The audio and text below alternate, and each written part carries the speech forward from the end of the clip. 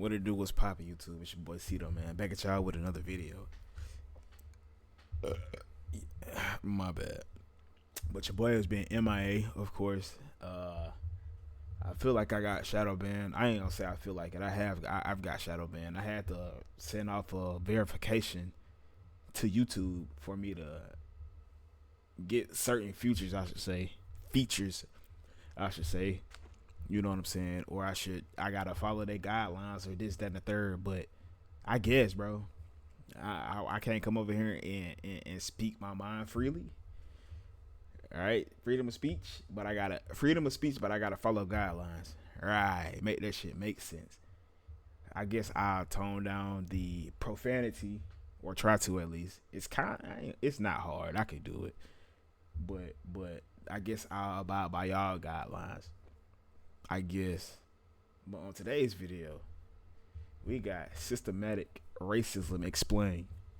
If y'all know about this system that we live in the United States, y'all know that this system is made for us people of color to fail. Some people out here are doing good, and congrats to them, but some people are not. I'm alright, you know. I'm alright, god damn it. I'm alright. And I'm forever be alright. Black people, we always gonna be alright, man. You know what I'm saying? I ain't lie though. The white folks are shambles right now. They seeing what we can do. Boycotting Target, boycotting Starbucks. Shit, the Starbucks just closed down right next to my job, and I ain't even know. I used to tear their ass up. I'm not gonna lie, but they ain't getting no more of my dollars. They ain't getting no more of my dollars, but Jamal is a boy who lives in a poor neighborhood. Unless I have to.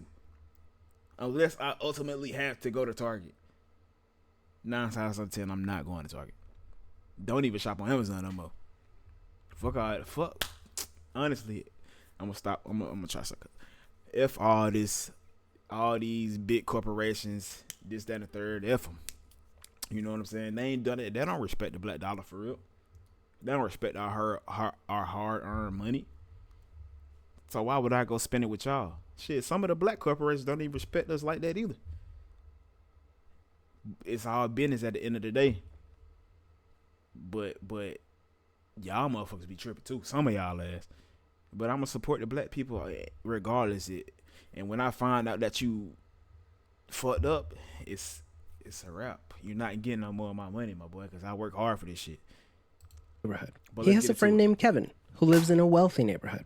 All of Jamal's neighbors are African American, and all of Kevin's neighbors are white. Because Jamal's school district is mostly funded by property taxes, his school is not very well funded. His classrooms are overcrowded, his teachers are underpaid, and he doesn't have access to high-quality tutors or extracurricular activities. Kevin's school district is also funded by property taxes, so his school is very well funded. His classrooms are never crowded, his teachers are very well paid, and he has access to high-quality tutors and lots of extracurricular activities. Kevin and Jamal live only a few streets away from each other. So how come they're growing up in such different worlds with such different opportunities for success? The answer has to do with America's history of systemic racism. To understand it better, let's look at what life was like for Kevin and Jamal's grandparents. Decades after the Civil War, many government agencies started to draw maps dividing cities into sections that were either desirable or undesirable for investment. This practice was called redlining, and it usually blocked off entire black neighborhoods from access to private and public investment. Banks and insurance companies used these maps for decades to deny black people loans and other services based purely.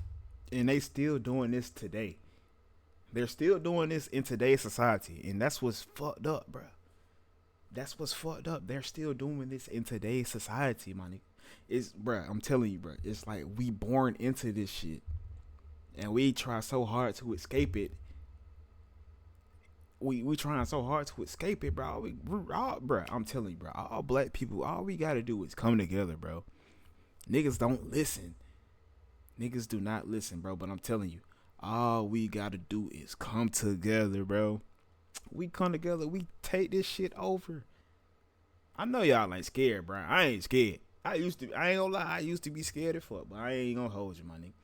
But once I got older, bro, and I just started realizing shit, these motherfuckers do not like us.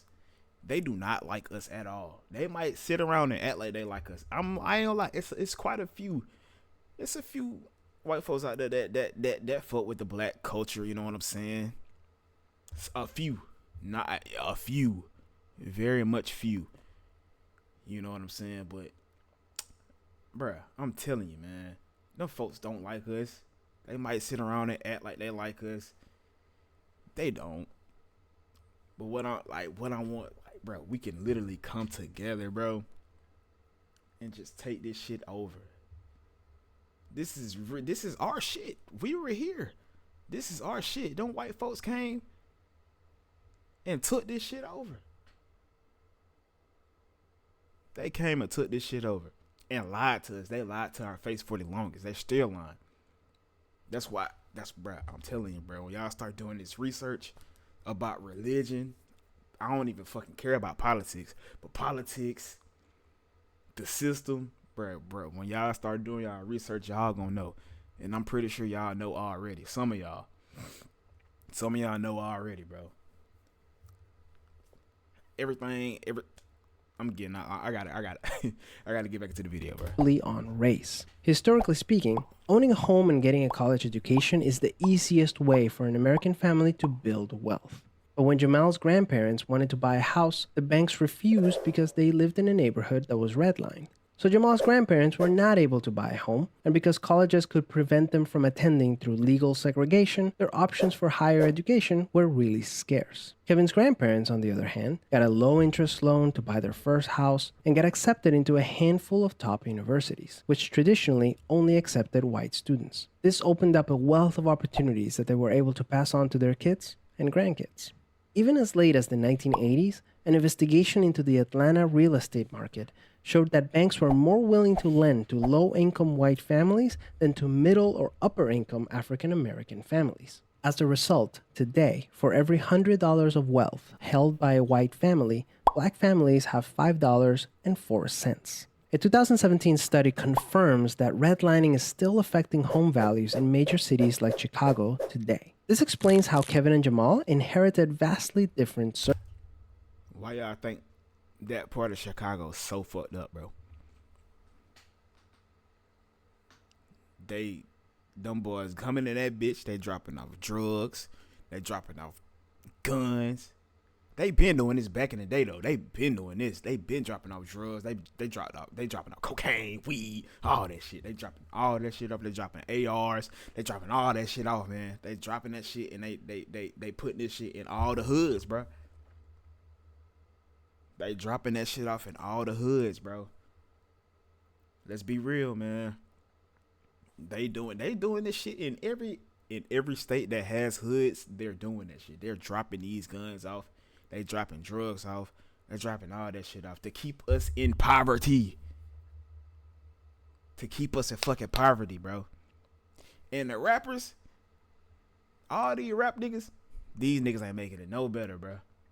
They ain't making it no better. I feel like niggas not listening because of the music that these niggas is putting out nowadays too. We supposed to be uplifting each other. These niggas rapping about shitting on niggas. This, that, and the third. Fuck that nigga. Fuck this hoe. Go fuck that nigga. Like, bro, don't nobody want to hear that shit all the time, bro.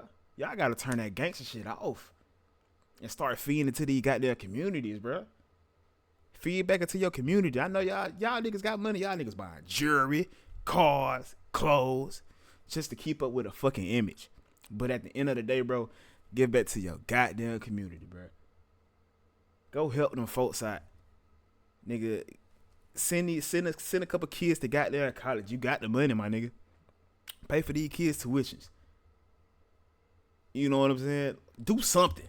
Do something other than rap and talk about fucking bitches, getting money. You can talk about getting money, but fucking bitches, doing drugs, cause that shit feeding into these niggas' young minds. These niggas ain't old enough to flip the switch like that, bruh. These niggas ain't old enough to just flip the switch.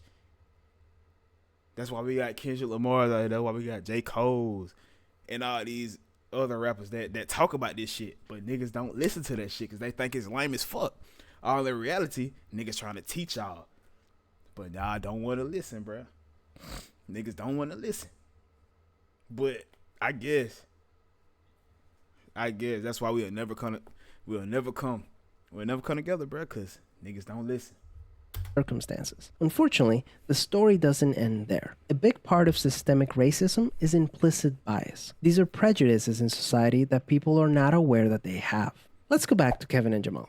Against all odds, Jamal manages to be the only student from his high school to get accepted into a great university, the same one that Kevin and his high school friends are attending. But after Kevin and Jamal both graduate, Jamal notices that his resume isn't drawing as much interest as Kevin's, even though they graduated from the same program with the exact same GPA. Unfortunately for Jamal, studies show that resumes with white-sounding names get twice as many callbacks as identical resumes with black-sounding names. Implicit bias is one of the reasons why the black unemployment rate is twice the rate of white unemployment, even among college graduates today. You can see evidence of systemic racism in every area of life. The disparities in family wealth, incarceration rates, political representation, and education are all examples of systemic racism. Unfortunately, the biggest challenge with systemic racism is that there's no single person or entity responsible for it, which makes it very hard to solve. So what can you do? The first thing you can do is work towards becoming more aware of your own implicit biases. What are some prejudices that you might hold that you're not aware of? Second, wait, y'all see that shit? Muslims are terrorists. They're not. Muslims are good people, bruh. Y'all see, like, bro, y'all see this shit, bruh? I don't know too much about the Jews. I don't really give a fuck about them. True shit. Asians can't drive. That's racist, I guess, because they eyes little as fuck or some shit like that. That's fucking racist. Black people are only good at sports. Stop, bro. We got so many lawyers and doctors out here, bro. This shit ain't even funny, bro. But I will say, we gotta stop doing that shit too. Especially, all right. So boom. I'm gonna give you a scenario. Well, I ain't even gonna give you a scenario. We see a nigga tall as fuck coming out of middle school on some shit. Tall as fuck, like 6'2". Hey, shit, nigga. Yeah, look like you need to go play sports or some shit. Go be a hooper. Go play football. You feel me? Them the first two things a nigga say if a nigga tall or a nigga just big as hell, bro.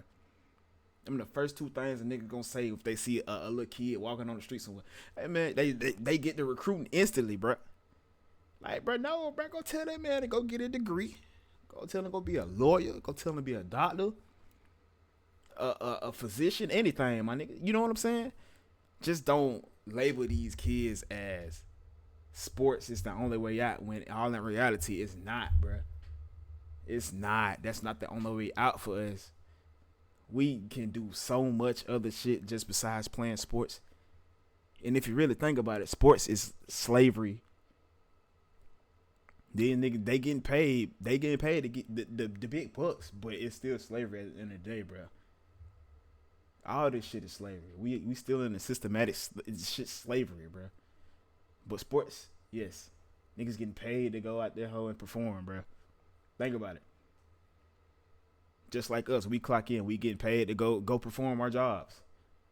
Modern day slavery, we just getting paid for the shit. All this shit is slavery, bro. I don't like it. Implicit biases. What are some prejudices that you might hold that you're not aware of? Second, let's acknowledge that the consequences of slavery and Jim Crow laws are still affecting access to opportunity today. As a result, we should support systemic changes that create more equal opportunities for everyone. Increasing public school funding and making it independent from property taxes would be a great start so that poor and wealthy districts can receive equal access to resources. Systemic problems require systemic solutions. Luckily, we're all part of the system, which means that we all have a role to play in making it better. True shit. Real shit. Because whatever happened to equality, my nigga? This shit ain't equal at all. It hasn't been equal for a long goddamn time. This shit hasn't been equal for forever, bro. Something got to change. Something got to give, bro. I ain't gonna lie to you, man. Nigga, Deontay Kyle for president, nigga. I'm out.